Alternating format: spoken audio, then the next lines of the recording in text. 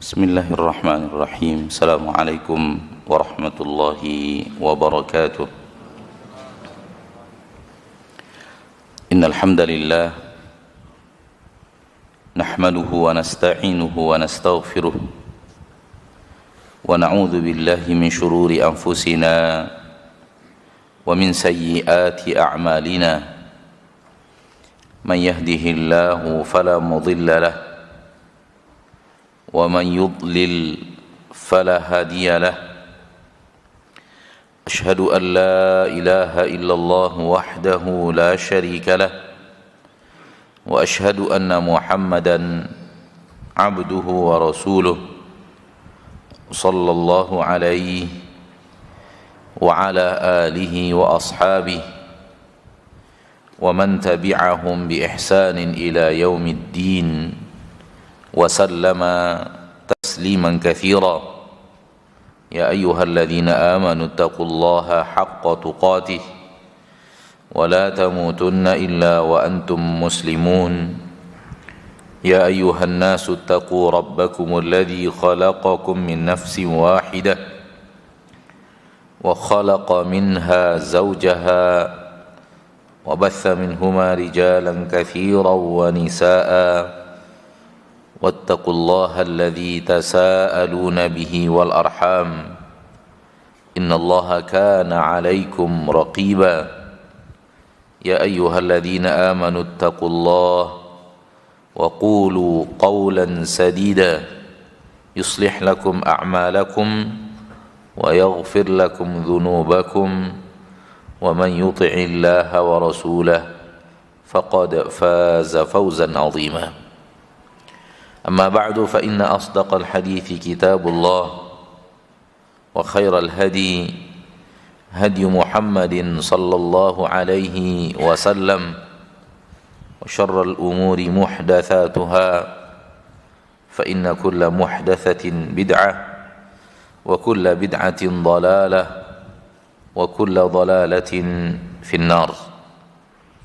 معاشر المسلمين معاشر المسلمات al-hadirin wal-hadirat, al-musyahidin wal-musyahidat, para pemirsa dimanapun anda berada, rahimani wa rahimakumullah.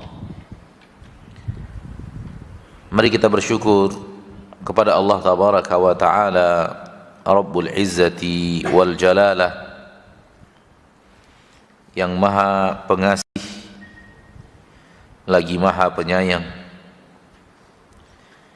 yang senantiasa mengasihi dan menyayangi kita dan mencurahkan kepada kita nikmat-nikmat yang sangat teramat banyak, nikmat-nikmat yang tiada tara dan tiada terhingga. Yang satu daripada nikmat tersebut, dunia beserta isinya adalah kerdil dan kecil apabila berhadapan dengan satu daripada nikmat-nikmat tersebut. Dan nikmat-nikmat yang seperti itu Allah berikan kepada kita setiap hari, maka merupakan sebuah kewajiban dan sangatlah pantas untuk kita menjadi hamba yang bersyukur kepada Allah tabaraka wa ta'ala. Salawat dan salam kepada Nabi kita tercinta, Rasul kita yang mulia, Nabi Muhammad bin Abdullah sallallahu alaihi wasallam, yang telah mengajarkan kepada kita seluruh kebaikan dan memerintahkan kita untuk mengerjakannya, sebagaimana telah melarang kita dari seluruh keburukan, sehingga tidak ada satu kebaikan pun yang tersisa yang belum beliau perintahkan. Tak ada satu keburukan pun yang tersisa yang belum beliau larang. Kalau tidak masuk ke dalam perintah Rasul, maka itu bukanlah kebaikan, walau manusia mengira dia adalah sebuah kebaikan. Dan kalau tidak masuk ke dalam larangan Rasul, maka itu bukanlah keburukan, walau manusia mengira bahwa itu adalah sebuah keburukan.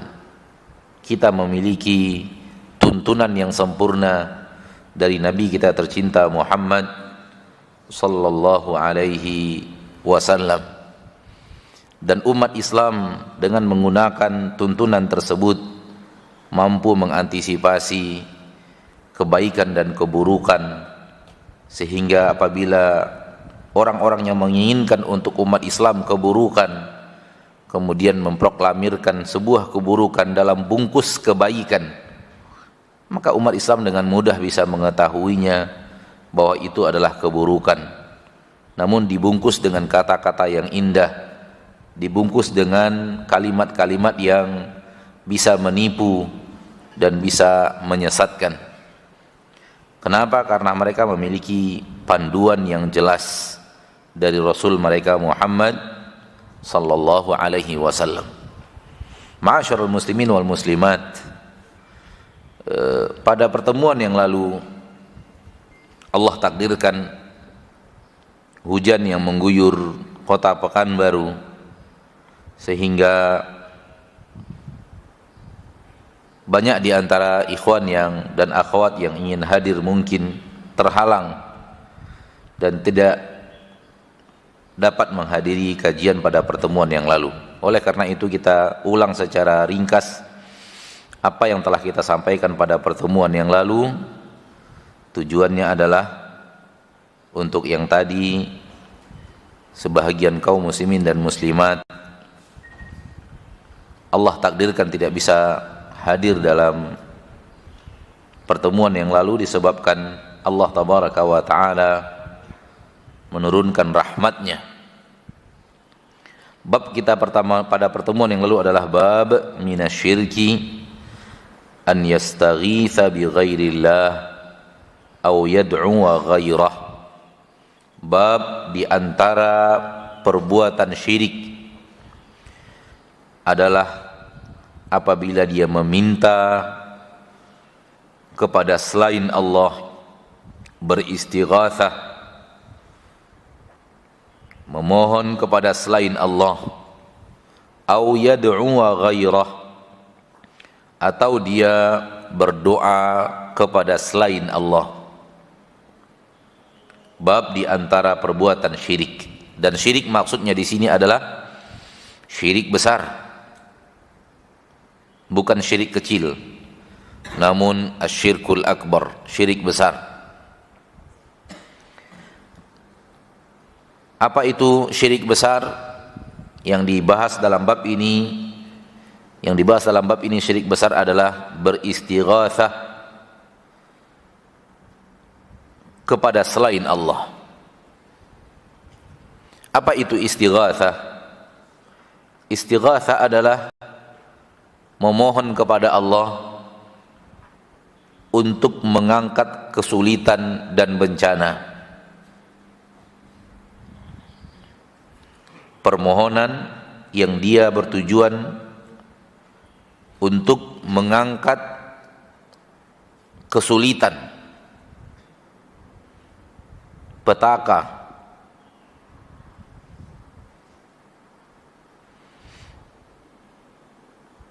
Pada pertemuan atau bab sebelumnya kita membahas tentang isti'adzah, memohon perlindungan kepada Allah. Bedanya isti'adzah dengan istighatsah. Isti'adzah memohon perlindungan agar tidak diberikan bencana, memohon perlindungan kepada Allah, meminta kepada Allah agar Allah tidak memberikan kepada kita bencana dan petaka, tidak memberikan, menghalangi keburukan untuk sampai kepada kita. Permohonan agar kita dilindungi dari mara bahaya.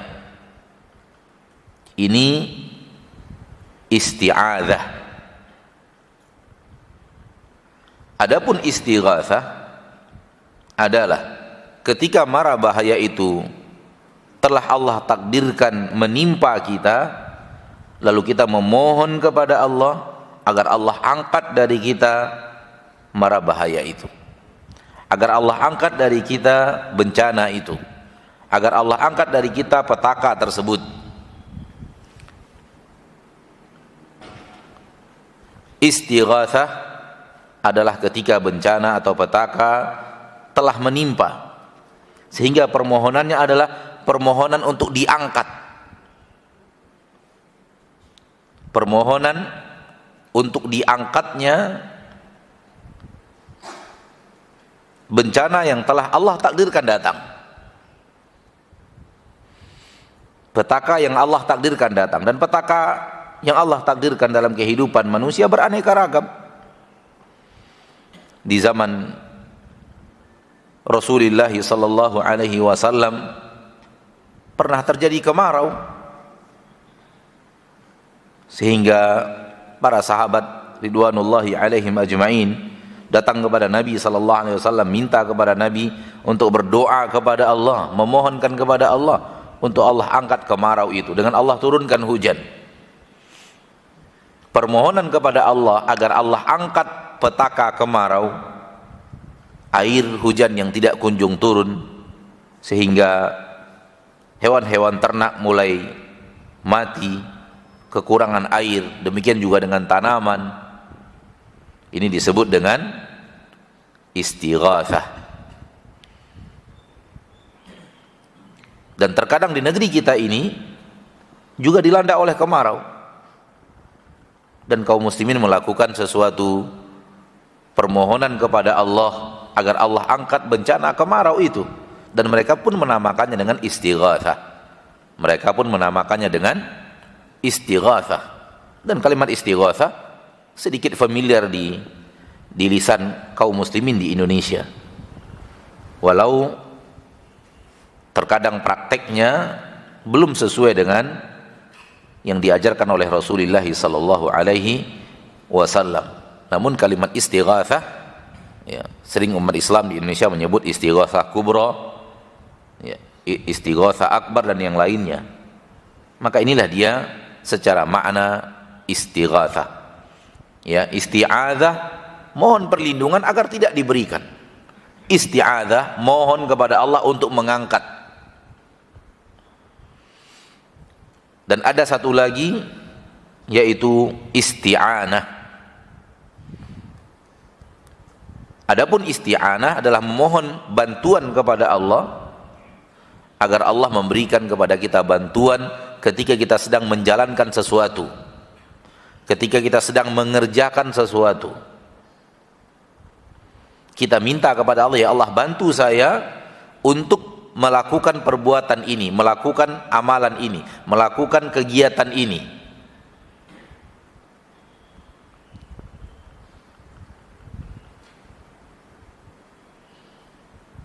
Seperti kita sedang membangun masjid misalnya, kita sedang membangun pesantren misalnya, kita sedang membangun asrama yatim piatu, kita sedang melakukan sebuah kebaikan, dan kita berdoa kepada ya Allah bantu kami untuk menyempurnakan kegiatan ini, bantu kami untuk sampai kepada maksud yang kami inginkan dari mendirikan pesantren ini, mendirikan masjid ini, mendirikan asrama yatim piatu ini. Meminta pertolongan kepada Allah akan sesuatu yang sedang kita kerjakan. Ini disebut dengan isti'anah. Dia ada pada surat Al-Fatihah. Iyyaka na'bud wa iyyaka nasta'in. Kepada Engkau satu-satunya ya Rabb kami beribadah. Berarti kita melaksanakan aktivitas ibadah. Dan ibadah adalah hal terbesar yang harus kita lakukan di permukaan bumi, dan kita diciptakan untuk itu. Dan kita minta kepada Allah agar Allah bantu kita melaksanakan ibadah itu, Allah agar tolong kita untuk menjalankannya. Maka kita katakan wa iyyaka nasta'in, kepada Engkau kami beristi'anah, bantu kami ya Rabb, tolong kami ya Rabb. Di dalam doa dan zikir pagi setelah sholat subuh, Allahumma a'inni ala dzikrika wa syukrika wa husni ibadatik. Ya Allah, bantu aku. Ini isti'anah. Ya Allah, tolong aku untuk bisa berzikir maksimal kepadamu, bersyukur kepadamu, dan melakukan ibadah-ibadah yang baik kepadamu. Bantu, saya akan berzikir, saya akan bersyukur, saya akan melaksanakan ibadah-ibadah yang kau cintai. Bantu aku untuk menyempurnakan ibadah tersebut. Sesuatu yang kita kerjakan, minta Allah membantu kita untuk menolongnya, agar kita sampai kepada ibadah yang baik dan sampai kepada maksud dan tujuan yang kita cita-citakan. Ini dia 3 yang sangat masyhur. Yang pertama isti'adzah. Ini sudah kita pelajari pada pertemuan yang lalu, pada bab sebelum ini. Sekarang ini istighatsah, dan maksudnya adalah untuk memohon kepada Allah permohonan untuk mengangkat hal tersebut, bencana yang telah Allah timpakan. Yang mendatangkannya adalah Allah, sebagaimana yang mampu untuk mengangkatnya adalah Allah subhanahu wa ta'ala. Adapun yang ketiga adalah isti'anah, sebagaimana yang tadi kita terangkan, dan itu ada di dalam surah Al-Fatihah. Kemudian au yad'u wa ghairah, atau berdoa kepada selain Allah, memohon kepada selain Allah, meminta kepada selain Allah. Apalagi doa ini, kita katakan bahwa doa ini adalah kalimat umum. Seluruh permintaan kepada Allah tabaraka wa ta'ala disebut doa.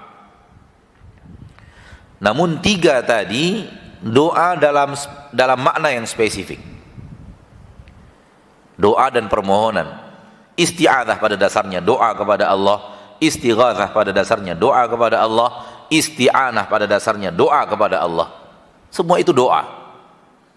Namun ada doa kepada Allah yang bukan istighatsah.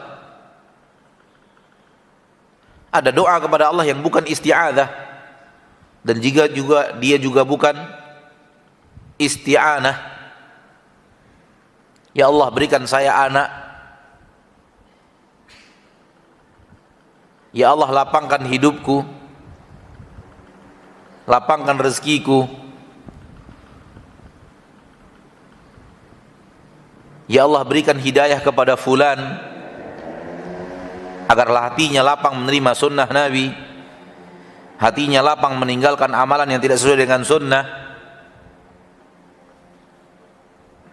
Di dalamnya bukanlah isti'adzah, di dalamnya bukanlah istighatsah, di dalamnya bukanlah isti'anah. Jadi doa adalah umum, seluruh permintaan dan permohonan. Dan yang 3 tadi adalah permohonan dalam makna yang spesifik, dan semuanya masuk di dalam kalimat doa. Masuk di dalam kalimat doa. Ya, sehingga bab ini disebutkan yang rinci dulu, baru disebutkan yang global, yaitu doa. Mudah-mudahan bisa difahami daripada judul yang ada di dalam bab. Kembali kita kepada judul bab, minasyirki an yastaghitsa bi ghairillah aw yad'u wa ghairah. Di antara perbuatan syirik adalah apabila ada orang beristighatsah kepada selain Allah, atau dia berdoa kepada selain Allah. Fahamlah kita bahwa doa adalah hak Allah. Permohonan istighatsah adalah haknya Allah, dan hak Allah wajib diberikan hanya kepada Allah. Karena itulah la ilaha illallah. Itulah dia la ilaha illallah, di mana seluruh yang merupakan hak Allah tabaraka wa ta'ala, seluruh ibadah diberikan hanya kepada Allah satu-satunya. Sehingga manakala ada orang beristighatsah kepada selain Allah, atau dia berdoa memohon kepada selain Allah, maka sungguh dia telah memberikan haknya Allah kepada selain Allah. Sungguh dia telah memberikan hak Allah kepada selain Allah. Walaupun bersamaan dengan dia memohon kepada selain Allah, dia juga memohon kepada Allah. Permintaannya kepada Allah dia lakukan, dan permohonannya kepada selain Allah dia lakukan.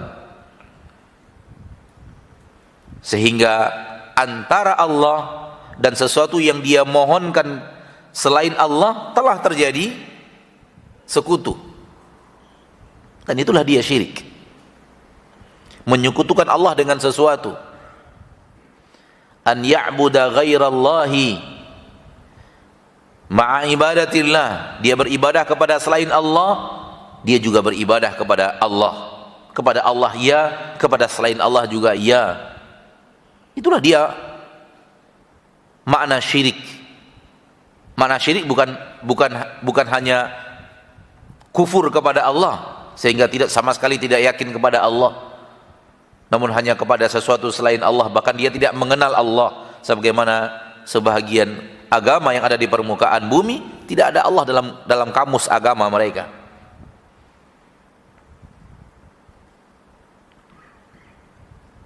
Namun perbuatan syirik hinggap kepada orang-orang yang beribadah kepada Allah, namun di saat lain dia juga beribadah kepada selain Allah.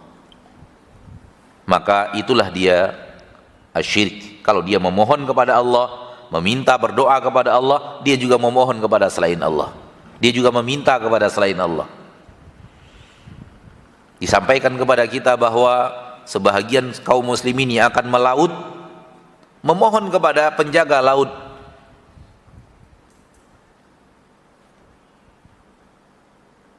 Seorang yang akan pergi ke hutan memohon kepada penjaga hutan. Seorang yang naik gunung memohon kepada penjaga gunung. Maka inilah dia syirik. Dia juga salat meminta dan memohon kepada Allah, dia juga memohon kepada penjaga gunung. Dia juga memohon kepada penjaga laut. Siapa penjaga laut itu? Siapa penjaga laut yang mereka mohon kepadanya itu? Yang selain Allah itu siapa dia? Maka disinilah letaknya syirik, di mana ibadah yang harusnya kepada Allah. Seharusnya kalau mereka minta rezeki kepada Allah, mereka minta hal-hal kepada Allah, mereka juga minta keselamatan ketika melaut juga kepada Allah. Ini yang benar, ini yang tauhid. Mereka ketika akan naik gunung, mereka minta perlindungan kepada Allah juga dari mara bahaya yang mungkin saja akan bisa terjadi ketika mereka naik gunung atau mereka masuk hutan. Mereka juga meminta kepada Allah, bukan kepada penjaga gunung itu, bukan kepada penjaga hutan itu, bukan kepada penjaga padang pasir itu, sebagaimana yang dilakukan oleh orang-orang Quraisy yang dengannya Allah nyatakan bahwa mereka telah beribadah kepada selain Allah. Seharusnya semua permohonan kepada Allah. Dan doa di antara ibadah yang paling penting dalam agama kita. Permohonan manusia adalah di antara ibadah yang paling penting di dalam agama kita. Karena kita adalah hamba dan kita tidak punya kuasa. Kuasa satu-satunya adalah kuasa Allah Subhanahu wa ta'ala. Walaupun diberikan kepada kita kemampuan nisbi, kemampuan yang sangat parsial, sangat sedikit, toh kemampuan kita yang Allah berikan kepada kita tersebut pun Allah yang memberikannya kepada kita. Dan kita tidak mampu mengerjakannya kalau Allah tidak izinkan itu terjadi. Maka hidup orang yang beriman selalu bergantung kepada Allah, selalu menyerahkan urusannya kepada Allah Rabbul Izzati wal Jalalah, sehingga sifat orang yang beriman selalu meminta kepada Allah, selalu memohon kepada Allah Subhanahu wa ta'ala. Sehingga kalau permohonan ini diberikan kepada selain Allah, maka dia telah benar-benar mengibadati selain Allah itu. Karena sifat hamba memohon kepada penguasanya, memohon kepada majikannya, memohon kepada yang mengatur hidupnya. Ini sifat hamba.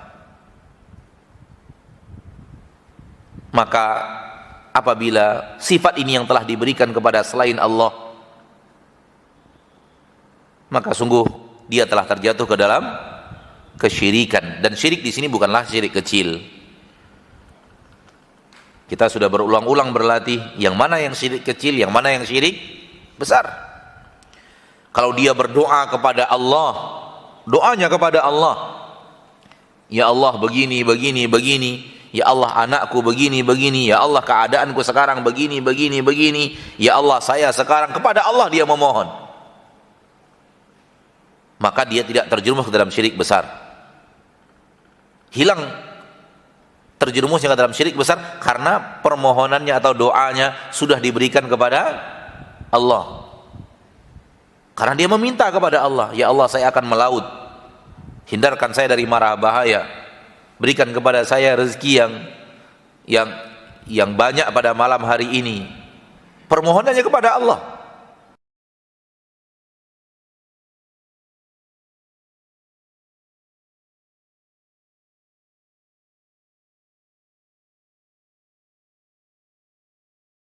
Namun ketika dia kepada Allah, sudah kepada Allah, sudah tepat sasaran, namun ternyata masih ingin dipuji oleh manusia. Ini syirik, namun syirik kecil.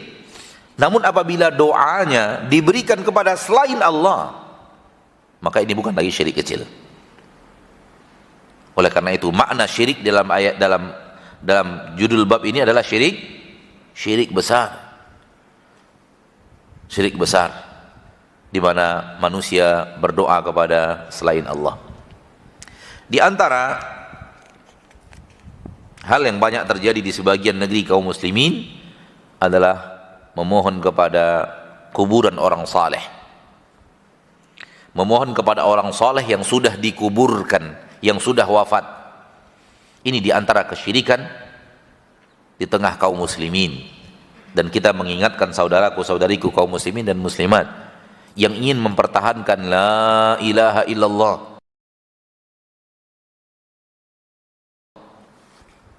yang ingin la ilaha illallahnya tidak hancur, jangan sampai memohon kepada orang yang sudah wafat. Jangan sampai memohon kepada orang yang sudah wafat, karena ini adalah syirik besar. Karena orang yang sudah wafat itu sesuatu selain Allah.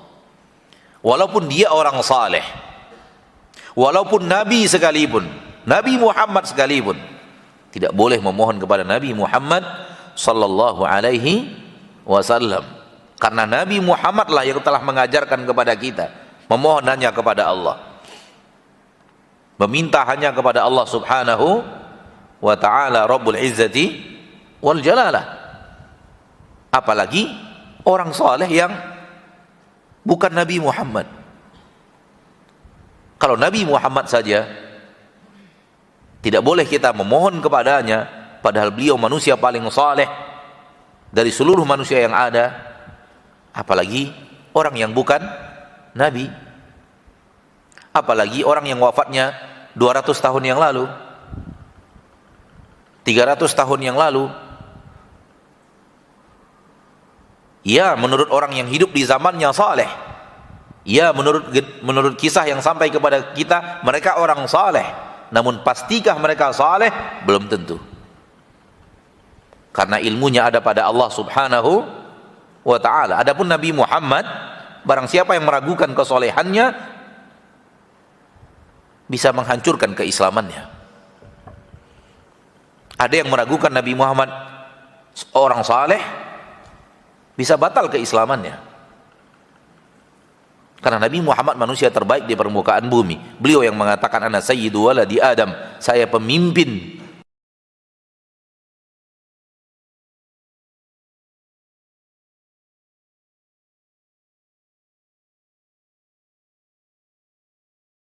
seluruh. Dengan datangnya hari kiamat, Nabi Muhammad manusia yang terbaik sallallahu alaihi wasallam. Barang siapa yang meragukan kesolehannya, bisa menghancurkan keislamannya. Itu pun tidak boleh meminta kepada Nabi Muhammad SAW. apalagi setelah beliau wafat.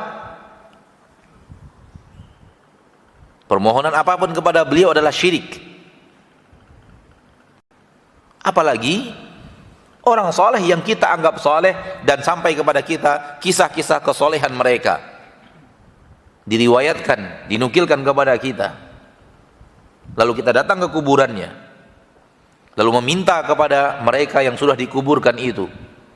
Ini adalah kesyirikan, dan ini bukanlah ziarah kubur. Sudah lebih daripada sekadar apa? Ziarah kubur. Ziarah kubur itu adalah mendatangi pemakaman, kemudian mendoakan orang yang ada di pemakaman itu lalu pulang. Itu ziarah kubur. Namun manakala datang kepada pemakaman, datang ke kuburan, kemudian kita justru meminta kepada yang ada di kuburan itu, yang berada di dalam kuburan itu, ini bukan ziarah kubur, ini syirik besar. Ini syirik besar. Namun terbungkus dengan ziarah kubur. Apa acara kita besok? Acara ziarah kubur. Kemana? Ke makam orang saleh bernama Syekh Fulan, Wali Fulan. Ziarah kubur, acaranya ziarah kubur. Ziarah kubur disyariatkan dalam agama Islam. Barang siapa yang mengatakan ziarah kubur terlarang dalam agama Islam, berarti tidak mengerti agama Islam. Ziarah kubur nas tegas dari Nabi Muhammad SAW secara perkataan beliau, secara perbuatan beliau, dan menyuruh umatnya untuk berziarah kubur. Tapi ziarah kubur bukanlah meminta kepada yang ada di dalam kubur. Meminta yang ada di dalam kubur adalah syirik.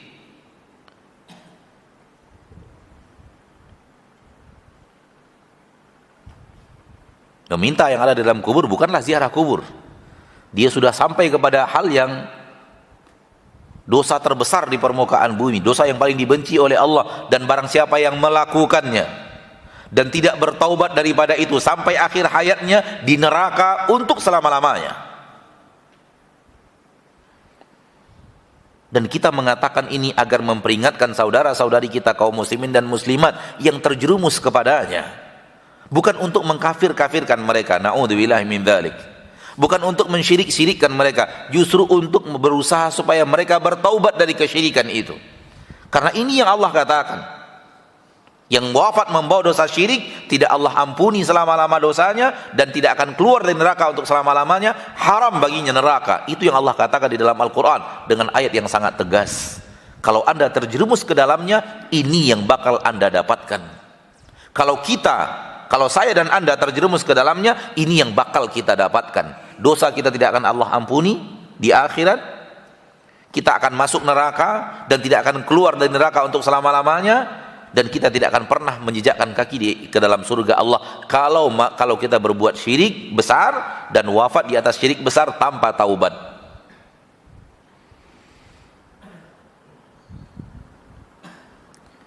Sehingga ajakan untuk bertaubat dari syirik besar adalah ajakan kasih sayang terbaik di permukaan bumi.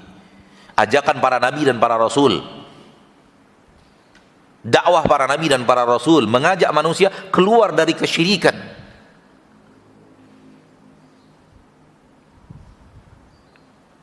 Namun sayang sekali di zaman kita sekarang ini dianggap dakwah yang ekstrim. Na'udzubillahi min dzalik.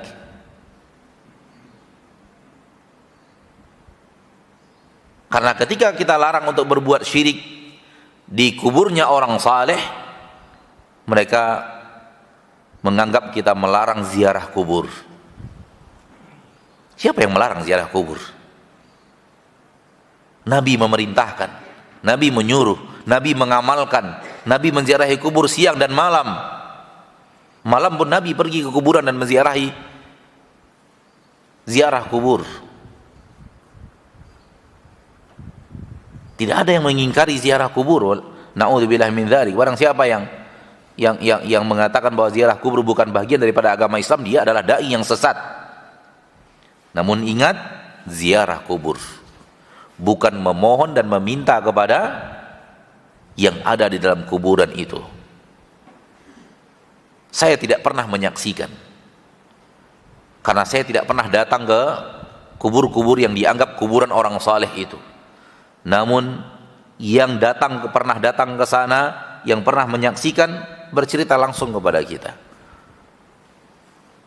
Tidak melalui orang lain yang pernah datang ke kuburan itu dan menyaksikan apa yang dikerjakan oleh kaum muslimin di samping kuburan itu, dan mendengarkan apa yang mereka katakan di kuburan tersebut.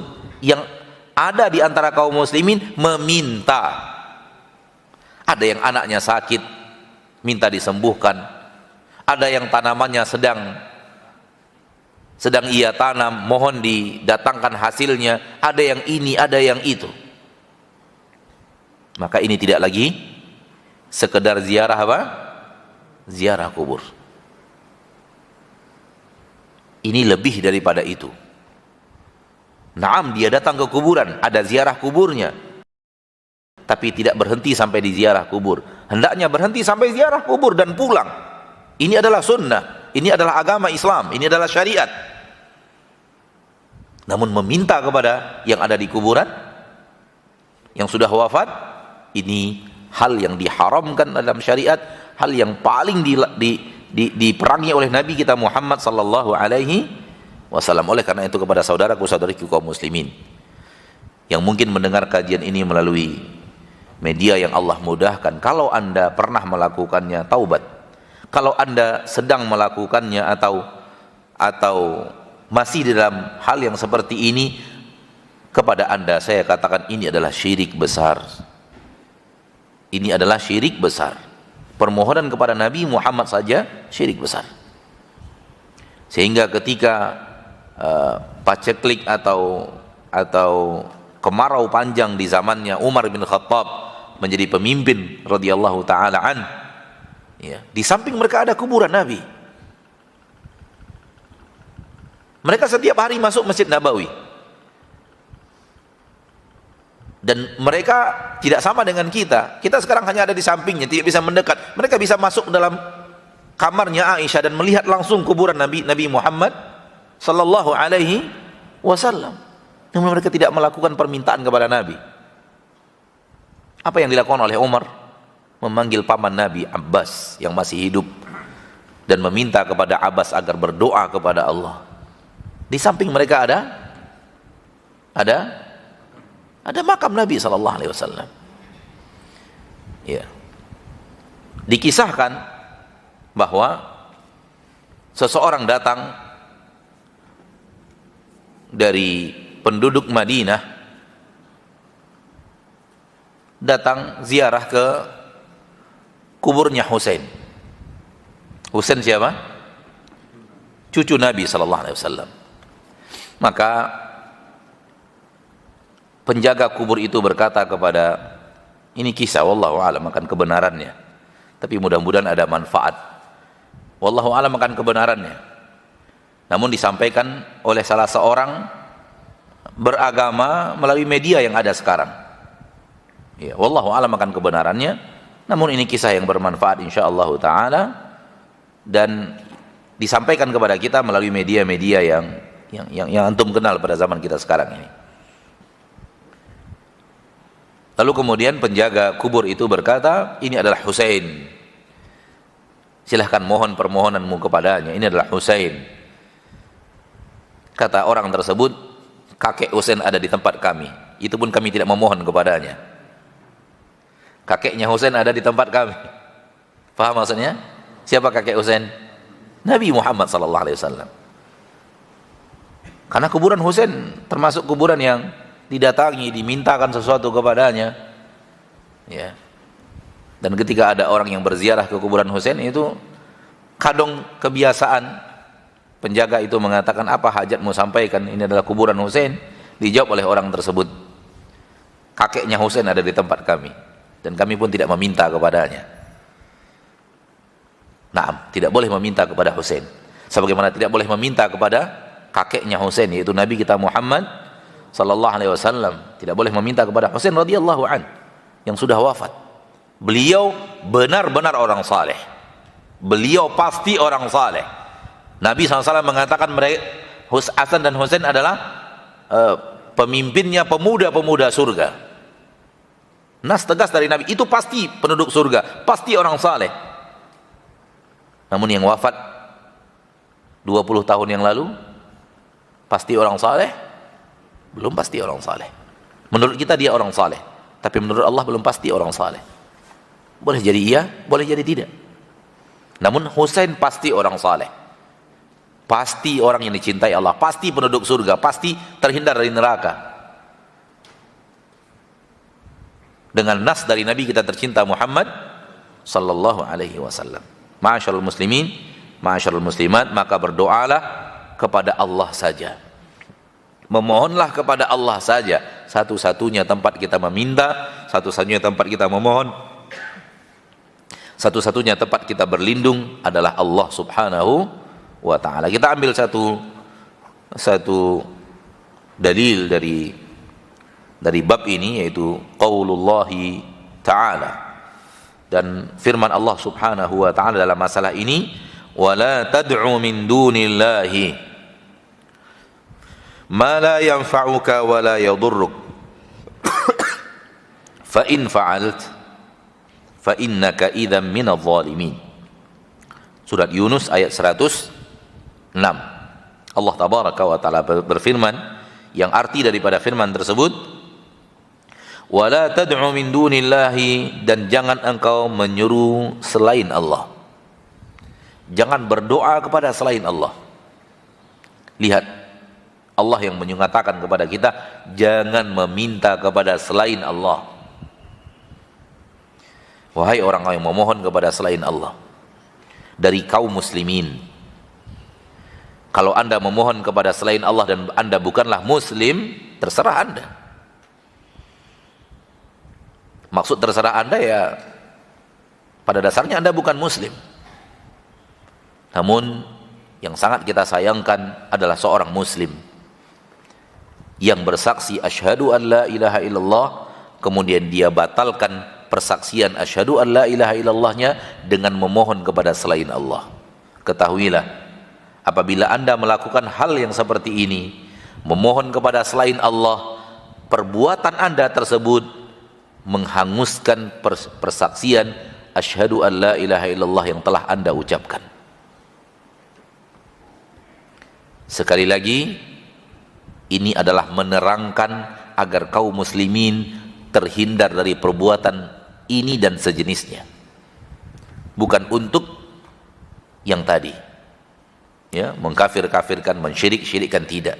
Justru mengajak manusia agar tidak terjerumus ke dalam kesyirikan, mengajak kaum muslimin berdakwah agar mengajak kaum muslimin supaya tidak terjerumus, karena mereka tidak tahu.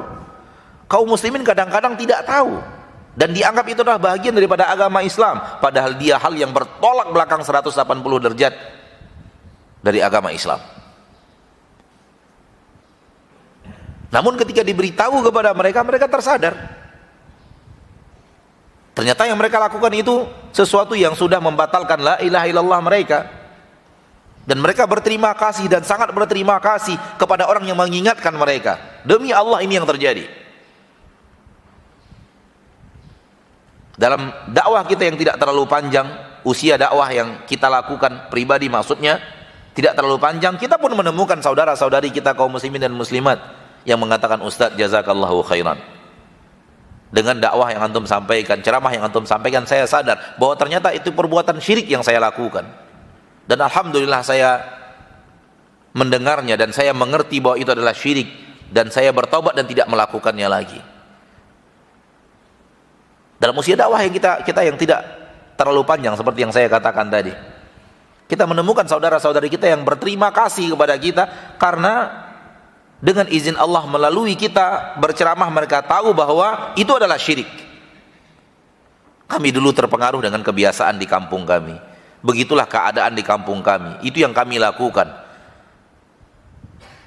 Dan ketika antum sampaikan bahwa itu adalah bagian daripada syirik, semenjak itu saya tinggalkan dan kemudian tidak lagi melakukannya sampai saat ini. Alhamdulillah. Ini yang dimaksudkan dalam masalah ini. Dan kemudian kita selalu katakan bahwa agama Islam adalah syariat, dan syariat harus diterangkan. Ini seperti ini seperti ini, dan ini yang kita lakukan. Kita tidak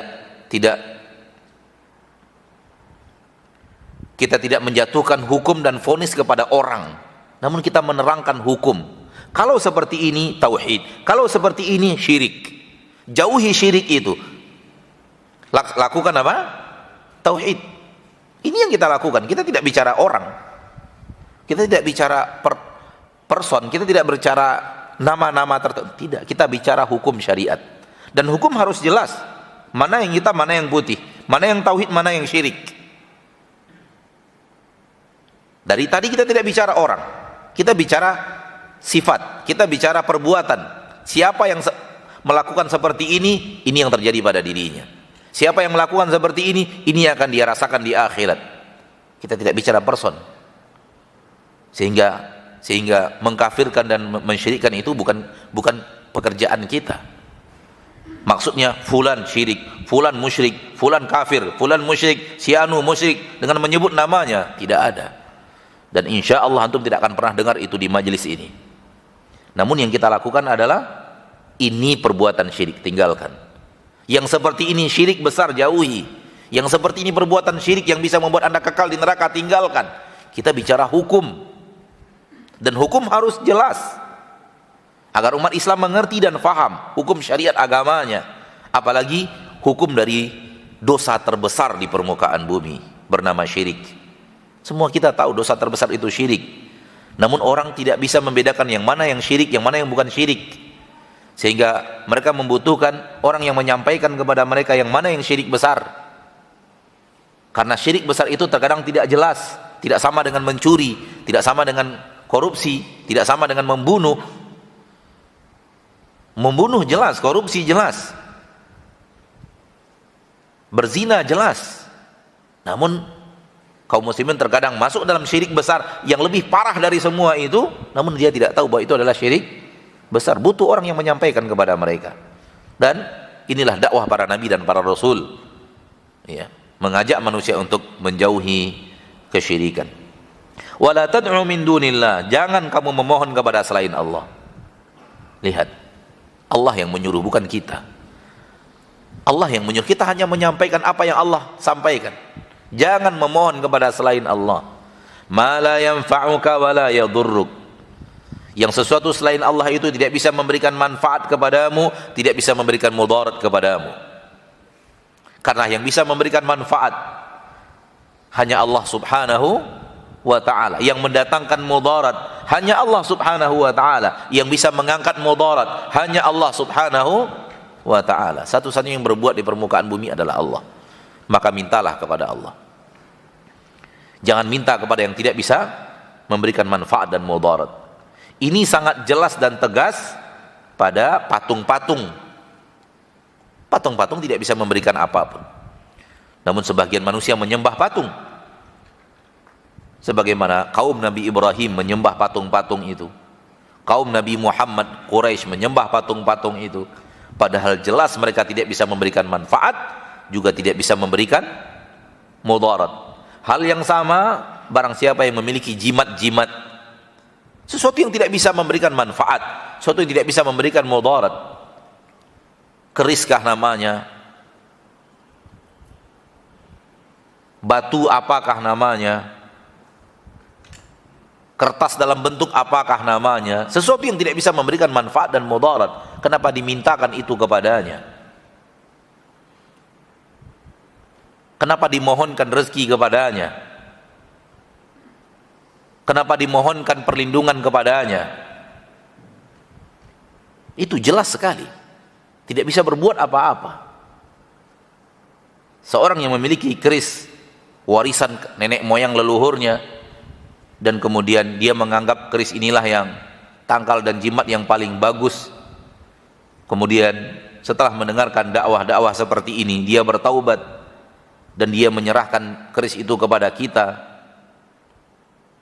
Lalu kita katakan, apakah Bapak mengizinkan saya untuk menghancurkan keris ini? Dia katakan, silakan Ustadz. Alhamdulillah saya sudah mengerti sekarang. Sebelum kita hancurkan, sebelum kita patahkan dan kita bakar, keris itu saya letakkan di bawah, di lantai, di pasir, saya injak dengan dengan kaki, lalu kaki saya putar-putar di keris itu. Setelah saya angkat, saya berkata kepada bapak tersebut, keris ini yang telah melindungi bapak. Lihat, dia tidak bisa melindungi dirinya sendiri. Bagaimana dia melindungi bapak selama ini? Untuk melindungi dirinya sendiri dia tidak sanggup. Namun inilah akidah. Akidah kalau sudah terjadi pada manusia, akalnya tidak berjalan, logikanya mati. Dan untuk menghidupkan logika itulah kita dengan sengaja meletakkannya di tanah, kita injak pakai sendal, lalu kita putar-putar menunjukkan kehinaan barang tersebut. Kita manusia lebih mulia daripada dia. Namun tentu bertabrakan dengan orang yang masih menganggap keris tersebut keris, bukan keris space yang biasa, namun ini keris luar biasa, keris yang memang mampu ini, mampu itu, mampu ini, mampu itu. Bukankah demikian? Nah, sama dengan patung. Patung ini dianggap bisa memberikan ini, kebaikan ini, bisa memberikan ini, bisa menjauhkan manusia dari mara bahaya, lalu kemudian patung itu disembah-sembah manusia.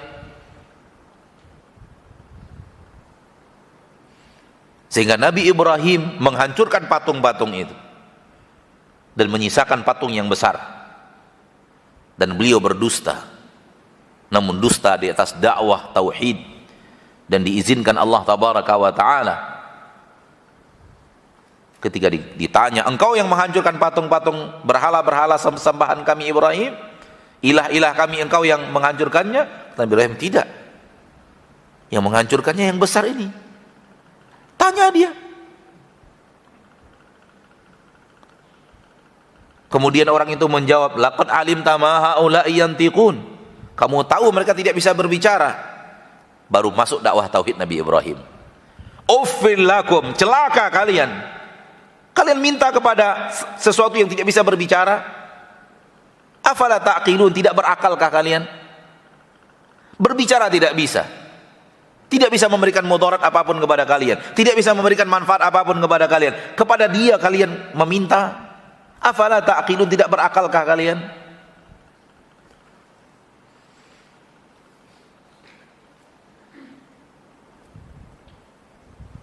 Ini orang-orang yang terjumus ke dalam permohonan kepada berhala-berhala. Dan insya Allah umat Islam jauh daripadanya, betul? Berhala yang sifatnya patung-patung, umat Islam jauh daripadanya. Namun dari keris, dari batu, dan yang sejenisnya. Dulu ada anak kecil pakai batu, siapa namanya? Itu dia, batu.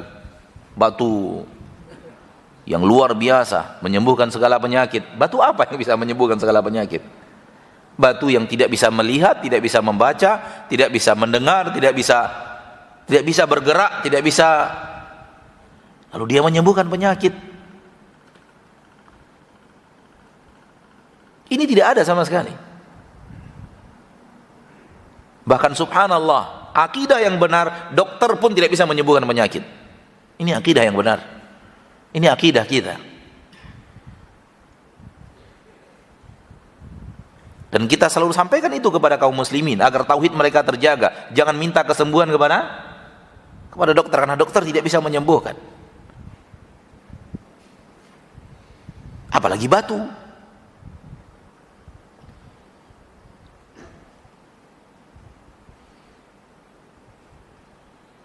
Dan batu-batu yang dikalungkan di leher, batu-batu yang dilingkarkan di tangan sebagai gelang yang katanya bisa melancarkan darah, syirik kecil.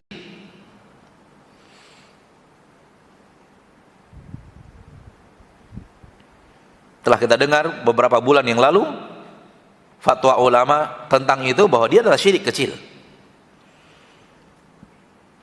Kalau yang diyakini hanya sekedar batu itu melancarkan darah, tapi kalau itu batu itu memberikan kesembuhan, syirik besar.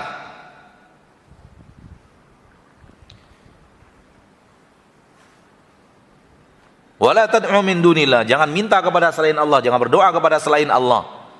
Sesuatu yang tidak bisa memberikan manfaat kepadamu juga tidak bisa memberikan mudarat kepadamu. Semua yang dimintakan kepada selain Allah, semua selain Allah itu tidak bisa memberikan mudarat dan tidak bisa memberikan manfaat. Karena yang bisa satu-satunya adalah Allah. Ini yang diajarkan Nabi kepada kita. Sekiranya seluruh manusia sepakat memberikan kamu satu manfaat, tidak bisa kalau Allah belum tuliskan. Kalau semua mereka sepakat memberikan kamu satu mudarat, tidak bisa kalau Allah belum tuliskan. Padahal secara zahir, penampakan, manusia bisa memberikan kita manfaat, manusia bisa memberikan kita mudarat. Ini secara penampakan. Secara akidah yang diajarkan Allah tidak bisa. Kenapa? Karena ketika mereka memberikan manfaat itu, karena Allah yang mengatur, manfaat itu datang kepadamu melalui mereka. Ketika mereka memberikan mudarat kepadamu, secara akidah Allah yang memberikan mudarat kepadamu melalui mereka.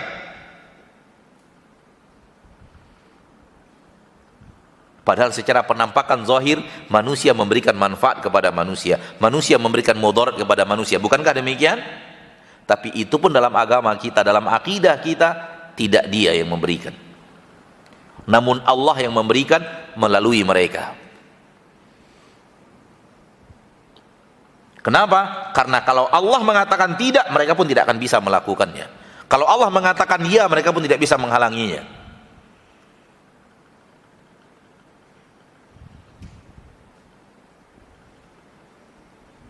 Ini yang ditanamkan Nabi kepada umatnya, bahwa manfaat mudarat hanya Allah yang ngatur.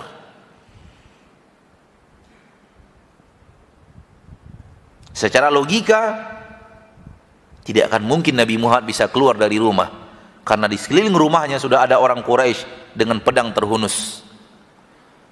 Secara logika tidak akan bisa keluar Nabi Muhammad SAW dengan selamat bersama Abu Bakar radhiyallahu taala anhu di malam itu. Kenapa? Karena sudah dikelilingi, rumah Nabi sudah dikelilingi oleh orang-orang yang membawa pedang terhunus.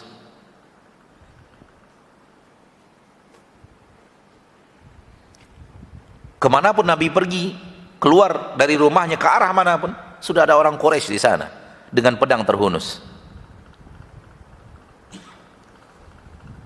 Namun kalau Allah mengatakan tidak, tidak. Ini akidah kita. Sehingga manfaat dan mudarat semuanya berada di dalam aturan Allah. Ini akidah seorang mukmin, ini akidah seorang yang bertauhid. Pertahankan akidah ini sampai kapanpun, sampai kita menghembuskan nafas kita yang terakhir. Kalau saja manusia yang jelas-jelas bisa secara zahir memberikan manfaat, bisa memberikan mudarat, tetap kita yakini bahwa manfaat mudarat di tangan Allah, apalagi patung, apalagi keris, apalagi batu, apalagi dan sebut sesuatu selain Allah yang dianggap oleh manusia bisa mendatangkan manfaat dan memberikan mudarat atau bisa menolak mudarat. Nah, fa in fa'alt, maka jikalau engkau lakukan kesyirikan itu, engkau lakukan dosa syirik itu, meminta kepada selain Allah, engkau lakukan itu, fa innaka idzam minadh dhalimin, maka engkau ketika itu termasuk orang-orang yang berbuat zalim. Kezaliman di sini kezaliman besar, yaitu syirik. Kezaliman di sini adalah kezaliman besar, bukan kezaliman yang maknanya adalah dosa biasa, namun kezaliman yang dia adalah yang dikatakan Luqman kepada anaknya, ya bunayya la tusyrik billah inna syirka la zulmun azim. Anakku, jangan engkau berbuat syirik kepada Allah, karena syirik itu adalah kezaliman yang sangat besar, kezaliman yang paling besar. Ini dia zalim yang ada dalam ayat ini. Engkau termasuk orang yang berbuat zalim, yaitu berbuat syirik, kezaliman yang paling besar. Oleh karena itu jauhi berdoa kepada selain Allah, memohon kepada selain Allah kalau kita ingin menyelamatkan la ilaha illallah yang telah kita ikrarkan di dalam hidup kita dan kita ingin wafat di atasnya. Semoga Allah tabaraka wa taala menjaga kita, menjaga akidah kita dan orang-orang yang kita cintai, dan semoga Allah semakin memperluas dakwah yang seperti ini dan memperbanyak orang-orang yang berbicara tentangnya, sehingga kaum muslimin mengetahui mana yang tauhid, mana ibadah yang wajib mereka lakukan, mana yang syirik, perbuatan yang paling wajib mereka jauhi dalam kehidupan mereka. Amin ya rabbal alamin. Semoga Allah wafatkan kita di atas husnul khatimah, semoga Allah jauhkan kita dari nerakanya, dan semoga Allah jadikan kita penduduk surganya. Amin ya rabbal alamin. Subhanakallahumma wa bihamdik, asyhadu an la ilaha illa anta, astaghfiruka wa atubu ilaik. Wassalamu alaikum warahmatullahi wabarakatuh.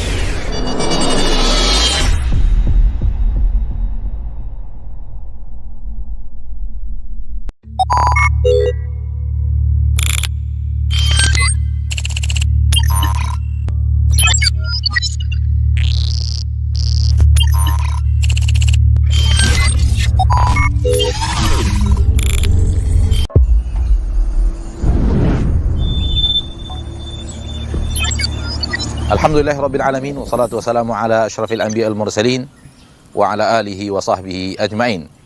Ma'asyiral muslimin, ma'asyiral muslimat, saudara-saudariku rahimani wa rahimakumullah. Alhamdulillah, puji syukur atas rahmat dan nikmat Allah tabaraka wa taala, Rabbul Izzati wal Jalalah. Pembebasan lahan untuk Markas Sunnah Nusantara Al-Hijrah telah terpenuhi, walillahil hamd. Segala puji dan syukur milik Allah tabaraka wa taala. Kemudian terima kasih yang sebesar-besarnya kami aturkan kepada seluruh kaum muslimin dan muslimat yang ikut mendonasikan dan berpartisipasi dalam pembebasan lahan untuk Markas Sunnah Nusantara Al-Hijrah ini. Dana sebesar 17,9 miliar yang kita butuhkan untuk pembebasan lahan telah terpenuhi, walillahil hamd. Dan pertama kita memuja dan memuji Allah tabaraka wa taala atas segala limpahan rahmat dan nikmat Allah.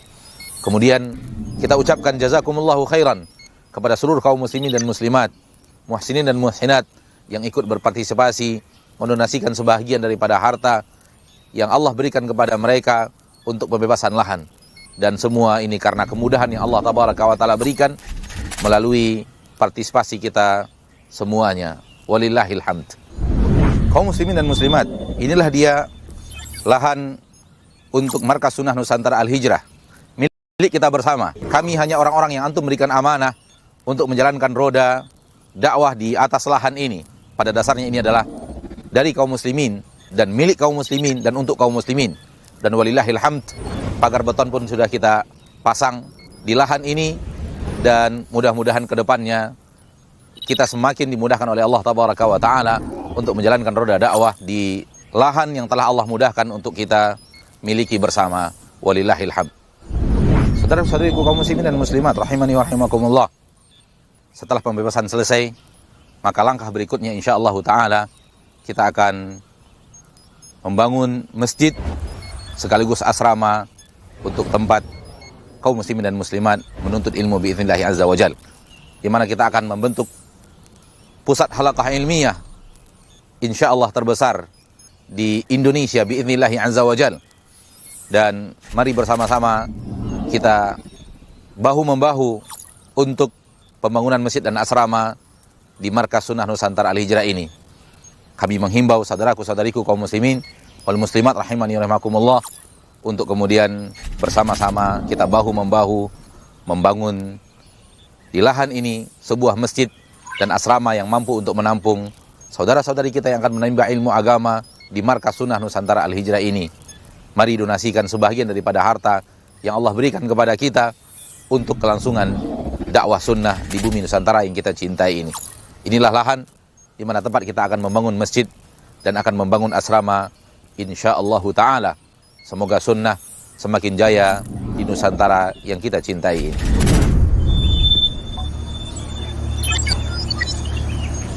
Assalamualaikum warahmatullahi wabarakatuh.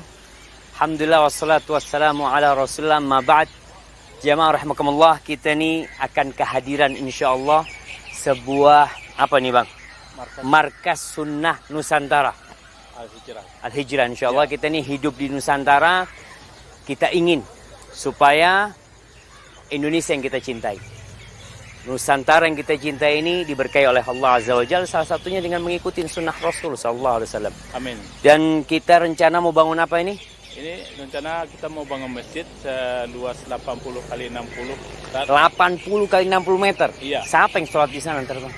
Insya Allah nanti ada santri-santri yang mondok. Masya Allah. Yang sistemnya seperti sistem halaqah. Ustaz. Oh, jadi masjid kita bikin besar sehingga kita tidak perlu ruang-ruang kelas. Iya, betul. Jadi mereka kayak di Masjid Nabawi itu, ya, betul, halaqah sana, halaqah sini. Ya, subhanallah jamaah. Dan bagi para jamaah rahimakallah, kita tahu akan datang satu hari yauma la yanfa'u malun wala banun. Hari yang tidak berguna di situ harta dan anak kita. Illa man atallah biqalbin salim. Kecuali orang yang datang kepada Allah dengan hati yang selamat. Selamatkan hati kita dari kecintaan kepada dunia ini. Buktikan keimanan kita dengan bersedekah, berpartisipasi, membantu saudara-saudara kita buat sekolahan nih yang insyaallah antum mati, pahalanya mudah-mudahan terus mengalir. Yang subhanallah, tiap hari Bang, tiap hari itu ada malaikat yang turun maksud ana. Berdoa, Allahumma a'ti munfiqan khalafan. Ya Allah, berikan kepada orang yang suka berbagi, yang suka berinfak ganti. Wa a'ti mumsikan talafan, dan berikan kepada orang yang bakhil ya, yang enggak mau berbagi, Allah akan berikan kehancuran kepadanya. Dan jangan takut, Rasulullah SAW bersumpah, mana qasad malun min sadaqah. Sedekah itu tidak ngurangin harta. Maka ana doakan mudah-mudahan nih Komplek Markas Sunnah Nusantara. Pembimbingnya siapa di sini Bang? Ustaz Maududi. Insyaallah Ustaz Maududi ya. Ana doakan mudah-mudahan beliau dijaga sehat sama Allah selalu, tambah iman, tambah takwa, dan markasnya segera berdiri. Amin, sehingga bisa memberikan manfaat kepada umat. Barakallahu fikum. Assalamualaikum warahmatullahi wabarakatuh. Transferkan donasi Anda ke rekening berikut: Bank Syariah Mandiri dengan nomor rekening 7175070772 atas nama Yayasan Asil Cahaya Tauhid Bank BNI Syariah dengan nomor rekening 0955 009665 atas nama Yayasan Asil Cahaya Tauhid Bank Mandiri dengan nomor rekening 108034343124 atas nama Yayasan Asil Cahaya Tauhid. Bank BRI dengan nomor rekening 0696 0103 2635 509 atas nama Yayasan Asil Cahaya Tauhid. Konfirmasi transfer Anda ke nomor berikut.